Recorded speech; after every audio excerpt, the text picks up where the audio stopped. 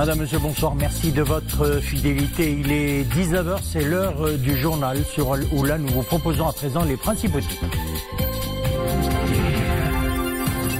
Sa Majesté le Roi a présidé hier au Palais Royal de Rabat une séance de travail dédiée à l'examen de lancement des projets d'énergie renouvelable portés par Mazen. C'est ce qu'indique un communiqué du cabinet royal.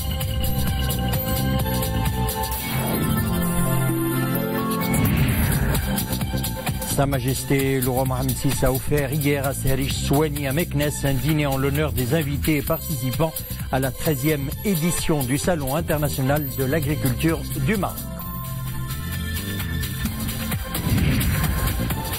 Le Siam, une fenêtre incontournable pour les coopératives agricoles. Au salon, ils ont leur pôle. Il s'agit du pôle réservé aux produits du terroir que nous découvrirons dans le reportage de nos envoyés spéciaux. Sa Majesté le Roi Mohamed VI a présidé hier au Palais Royal de Rabat une séance de travail dédiée à l'examen de l'avancement des projets d'énergie renouvelable portés par Mazen. C'est ce qu'indique un communiqué du cabinet royal. Cette séance de travail s'inscrit dans le cadre du suivi périodique et régulier par le souverain de la mise en œuvre des différents jalons de la stratégie énergétique nationale en matière d'énergie renouvelable. Souad Anachat. Lors de cette séance à laquelle ont pris part le chef du gouvernement, M. Saad El Othmani, le conseiller de Sa Majesté le Roi, M. Yasser Znaghi, le ministre de l'Énergie, des Mines et du Développement durable, M. Aziz Rebah, la directrice générale de l'Office national des hydrocarbures et des mines, Mme Amina Ben Khadra, et le directeur général de l'Office national de l'électricité et de l'eau potable, M. Abdrahim El Hafedi, M. Mustafa Bakouri, président de Mazen, a présenté à Sa Majesté le Roi les prévisions de mise en service des centrales solaires Nour au cours de l'année 2018, notamment Nour Ouarzazate 2 et Nour Ouarzazate 4, qui seront opérationnelles dès le mois de mai 2018. Pour sa part, Nour Ouarzazate 3 le sera au mois d'octobre, permettant ainsi de finaliser le complexe solaire intégré de Ouarzazate, conformément aux engagements initiaux. Nour Layoun 1 et Nour Boujdour 1 seront quant à eux opérationnels au cours du mois de juin de cette année. Mustafa Bakouri a également présenté le calendrier de lancement de la construction des premiers projets du programme éolien intégré. Monsieur Bakouri a par ailleurs présenté le projet Nour photovoltaïque 2 portant sur une capacité de plus de 800 MW et qui se déclinera sur plusieurs provinces. العيون بوجدور تارودان قلعة سراغنا خريبكا الحاجب قرسيف سيدي بنور أجرادة en complément des grands complexes solaires intégrés pour optimiser le mix technologique national et contribuer à un développement territorial plus élargi. À l'issue de cette réunion, Sa Majesté le Roi a marqué sa satisfaction quant à l'avancement enregistré à ce jour sur l'ensemble des composantes du plan national des énergies renouvelables et donné ses hautes instructions pour maintenir et renforcer la mobilisation de l'ensemble des acteurs à l'effet de faire de ce secteur une véritable locomotive économique du royaume. Séance de travail consacrée donc à l'examen de l'avancement des projets énergétiques renouvelables portés par Mazen. Je vous propose d'écouter son président. Cette réunion a été dédiée à une présentation détaillée des projets qui vont rentrer en exploitation cette année, aussi bien solaire et notamment solaire, et pour ce qui concerne les projets dont la construction va démarrer en ce qui concerne les projets éoliens, et notamment ceux qui rentrent dans le cadre du plan éolien intégré, qui devrait nous conduire à atteindre les objectifs de 2020, à savoir les 42% de capacité électrique d'origine renouvelable et qui avance conformément aux prévisions. Cette réunion a été aussi l'occasion de présenter de nouveaux projets concernant de nouvelles provinces où nous pourrions développer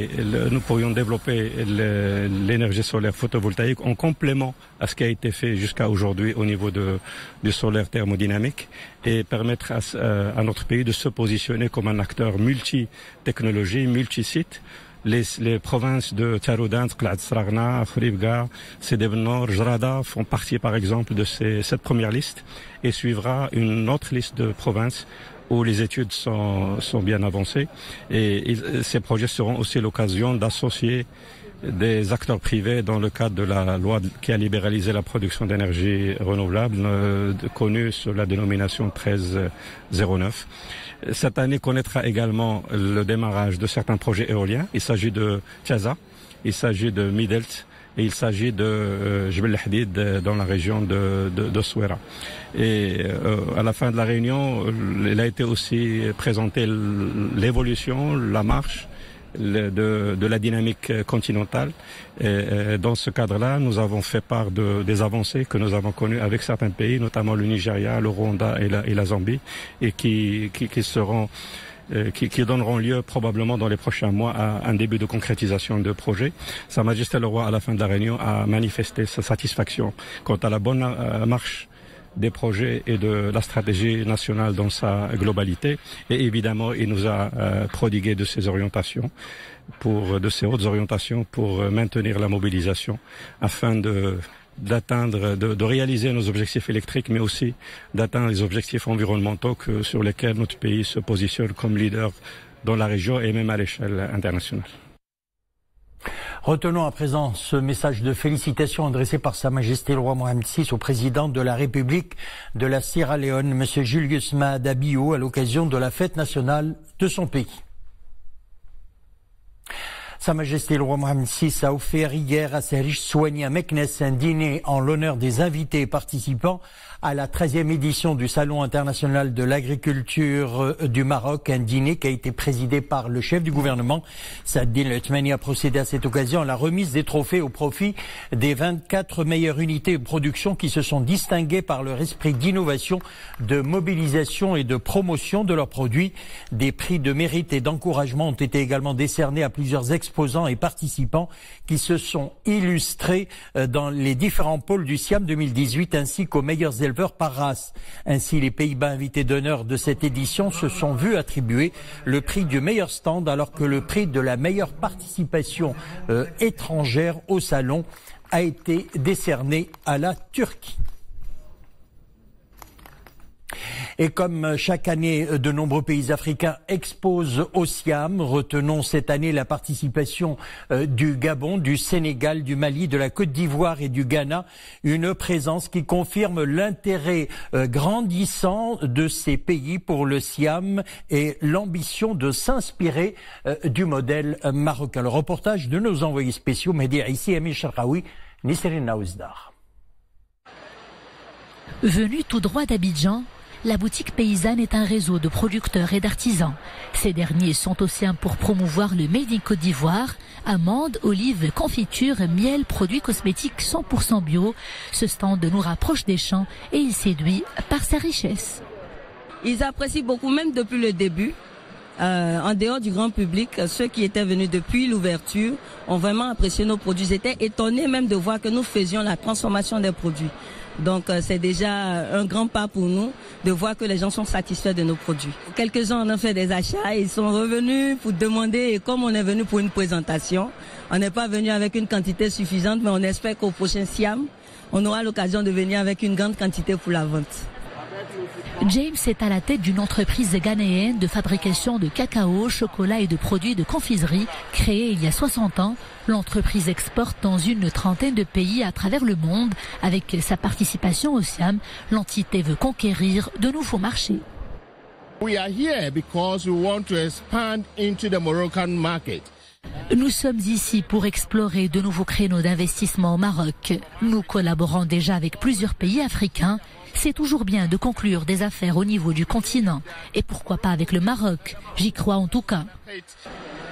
Le Gabon, le Sénégal et le Mali et d'autres pays africains prennent part à cette 13e édition du Siam.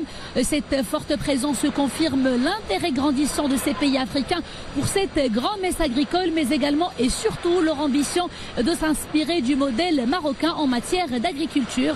Un modèle pionnier dans son espace régional et continental. Amknes, Amir Sharqawi, Mehdi El Aissi et Nisrine Naouzdar.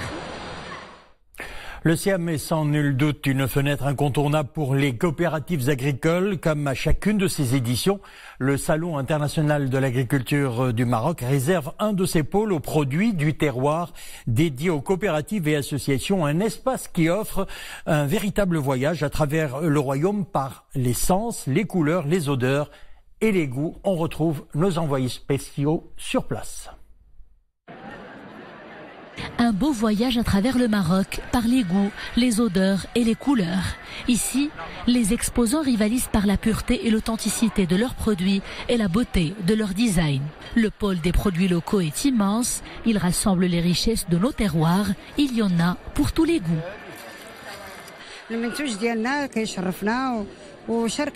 C'est notre première participation au Siam. Nous avons pris part à plusieurs événements du genre, dont le Salon de l'agriculture de Paris.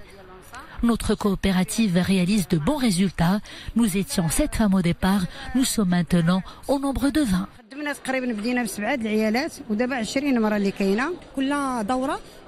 Ce qui est génial dans ce salon, c'est qu'il y a toujours des nouveautés. Les visiteurs s'intéressent aux produits que nous exposons, ils découvrent, apprécient et ils achètent. Le Siam est une occasion pour les coopératives agricoles de promouvoir et de faire connaître leurs produits phares, leurs particularités et leurs histoires. Le miel et les dérives de la ruche, un trésor de bienfaits que les visiteurs s'arrachent. Nous participons avec 3 types de miel et ses produits dérivés. Des produits 100% naturels et qui connaissent un véritable engouement. Le pôle est dédié aux coopératives et aux associations de tout le Maroc, expose des produits certifiés par des labels de l'ANSA. Leurs dirigeants ont pour la plupart bénéficié d'un fort accompagnement financier dans le cadre de l'INDH. L'actualité internationale dominée par le sommet historique entre les deux Corées. Le président sud-coréen et le président nord-coréen se sont engagés en faveur de la paix et de la dénucléarisation de la péninsule coréenne. Les deux dirigeants ont exprimé leur volonté de transformer la zone démilitarisée qui sépare les deux pays en une zone de paix. Les deux pays ont décidé d'organiser une nouvelle réunion d'ailleurs en août. Le président sud-coréen Moon Jae-in se rendra en automne à Pyongyang, la capitale nord-coréenne. Et puis au dossier syrien, 17 civils ont été tués ce vendredi par des bombardements de l'aviation du régime sur le camp de Yarmouk dans le sud de Damas, où sont d'ailleurs retranchés des djihadistes de l'organisation d'État islamique. 7 enfants figurent parmi les morts et c'est ce qu'a indiqué l'Observatoire syrien des droits de l'homme. Et puis, direction New York, l'envoyé de l'ONU au Moyen-Orient met en garde le Conseil de sécurité sur les risques d'explosion à Gaza et l'impact que cela aurait sur le reste de la région. Si un autre conflit entre le Hamas et Israël éclatait, cela aurait des conséquences dévastatrices pour les Palestiniens de Gaza. Cela pourrait compromettre la relative stabilité de la Cisjordanie et avoir des répercussions sur Israël et la région, a-t-il ajouté. Depuis le 30 mars, 35 Palestiniens ont été tués et de nombreux autres ont été blessés par les forces d'occupation israéliennes. La situation humanitaire dans l'enclave continue de se détériorer.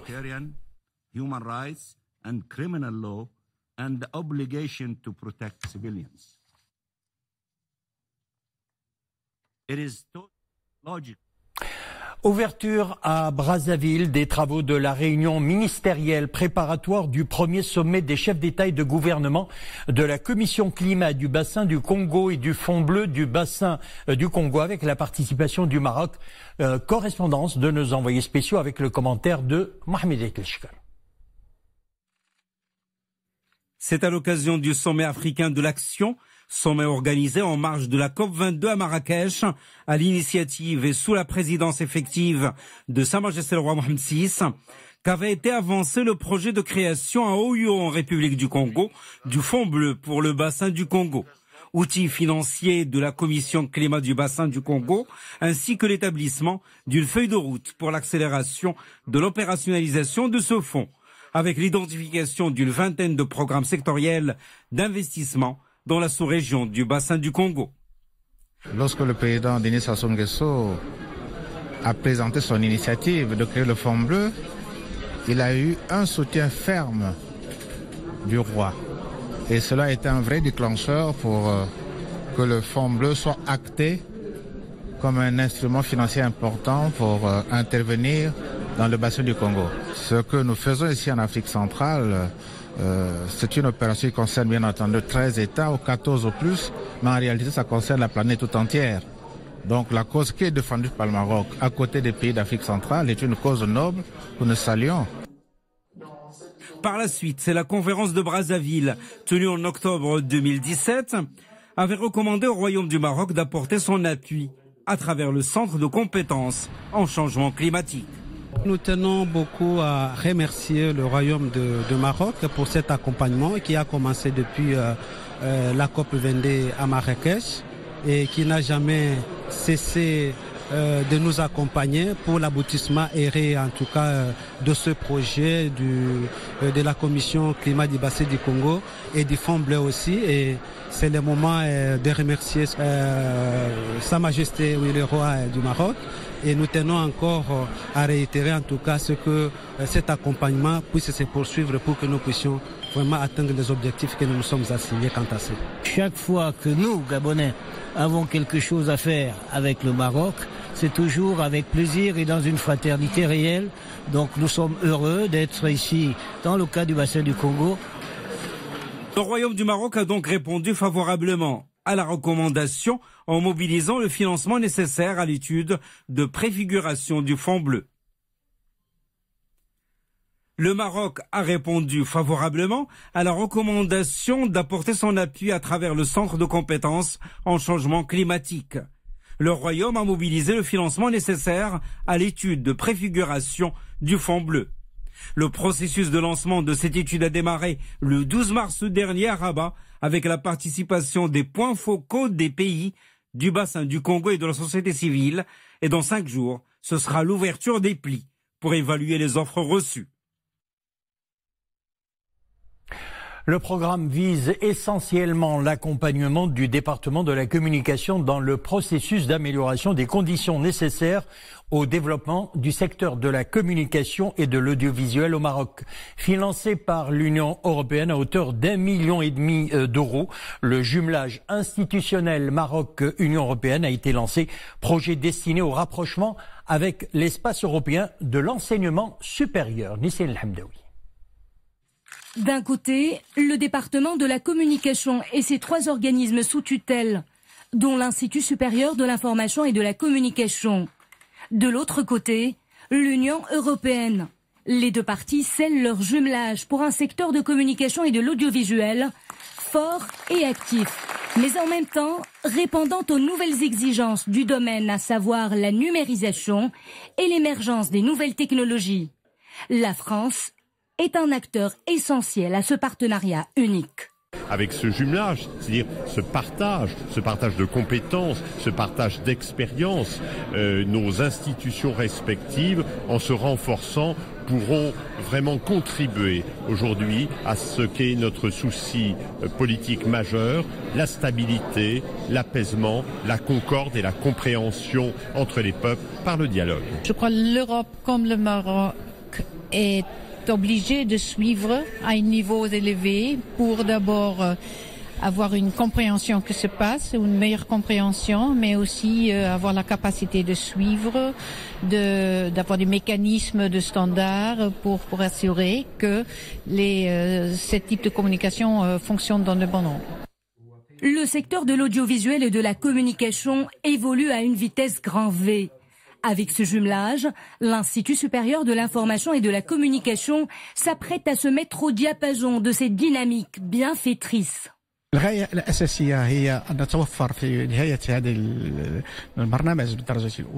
L'objectif principal est d'arriver vers la fin de ce projet à construire une nouvelle conception d'études au sein de notre institut, notamment dans la branche de licence principale, licence professionnelle et la branche master. Nous ambitionnons également de mettre en place les organes essentiels et des programmes de recherche dans le cadre de la mise sur pied d'un centre de doctorat au sein de l'ISIC. D'une durée de 24 mois, Ce jumelage est financé par l'Union des 27 à hauteur de plus de 15 millions de dirhams.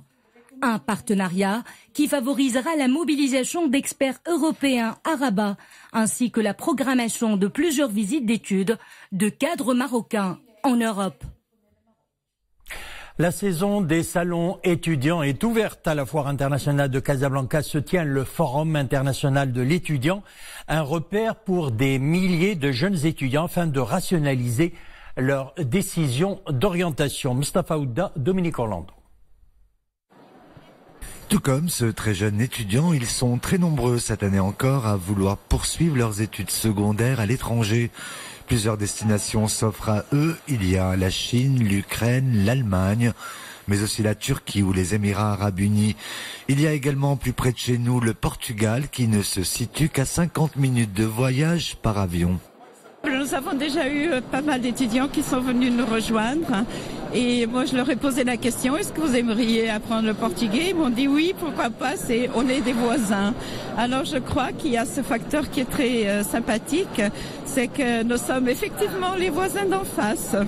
Well, currently we have 2 Moroccan students. They are so hardworking. They are so friendly. Nous n'avons que 2 étudiants marocains dans notre université, mais ce sont de bons étudiants et cela nous a encouragés à participer à ce forum. Nous espérons à présent avoir beaucoup plus d'étudiants marocains dans notre université en Chine. Une université qui existe depuis un siècle. On est dans la sphère de la globalisation. Les étudiants marocains sont en interaction avec leur homologue à l'étranger, avec des étrangers, ils essayent d'être à l'international. Et il faut avouer que le système éducatif marocain présente quelques lacunes et n'est pas à la hauteur des aspirations de ces jeunes. Des organismes spécialisés ont ainsi été créés pour leur faciliter le voyage. L'ensemble des formalités administratives, ce sont eux qui s'en occupent et cela représente une aide précieuse pour l'ensemble de ces jeunes gens. Nous les aidons à préparer le dossier du visa, nous les accueillons à l'aéroport. L'étudiant est reçu à son arrivée et là-bas par notre agent qui l'accompagne jusqu'à la cité universitaire et l'aide pour l'accomplissement des différentes formalités d'inscription, d'obtention de la carte séjour. Pour rester dans ce même état d'esprit relatif au voyage, si vous habitez loin de Casablanca et d'où que vous veniez, sachez que l'ONCF met à la disposition des élèves, des étudiants et des enseignants des billets aller-retour, avec à la clé une remise de 30%. Voilà, c'est la fin de notre édition. Merci de l'avoir suivi. Le retour de l'information sur Lula, 21h. Une excellente soirée. Bon week-end également. À demain.